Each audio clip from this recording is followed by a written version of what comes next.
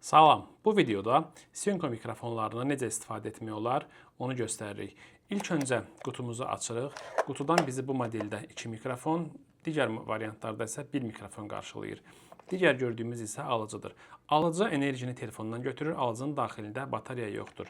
Həm alıcıda, həm mikrofonlarda yeni aldıqda bu hissədə qoruyucu örtük olur. İlk növbədə həmin örtükləri sökmək və cihazları yenidən qutuya yerləşdirmək lazımdır ki, bir-birini tanısın və əlaqələndirmə baş tutsun. Ondan sonra qutunun qapağını bağlayırıq və yenidən açırıq. Cihazlarımız istifadəyə hazırdır.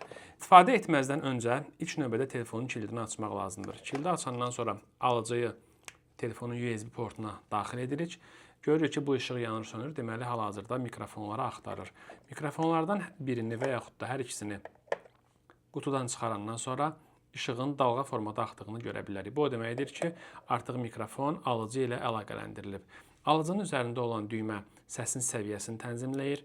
Məsələn, 5 ən yüksək səsdir, 1 ən azdır, 2, 3, 4, 5. Müvafiq olaraq səsi bu formada tənzimləmək mümkündür. Mikrofonun üzərindəki düymə isə bizə imkan verir ki, kənar səsləri ləğv edək. Düymə bir dəfə klik olunanda işığımız statik formada yanır. Bu o deməkdir ki, kənar səslər artıq mikrofona daxil olmur. Hava səsi, külək səsi, bu kimi səslər ləğv olunur. Yenidən bir dəfə klik edəndə isə dalğa formada axdığını görürük. Bu da o deməkdir ki, səslər standart necə varsa o formada da qeyd olunur. Əgər bu işıq çəkiliş zamanı bizə mane olursa və kadra düşməsindən narahat oluruqsa, bu qırmızı düyməyə 2 dəfə klik etməklə bu işığı söndürə bilərik. Qeyd etmək istərdim ki, işığın sönməyi onun rejiminə heç bir təsiri yoxdur. Hansı rejimdə qalmışdıqsa, həmin rejimdə səs yazılmağa davam edir. Təkrar 2 dəfə klik edərək işığı əvvəlki vəziyyətinə qaytara bilərik. Mikrofonla işimiz bitdikdən sonra mikrofonların üzərində hər hansı bir düymə basmağa ehtiyac yoxdur.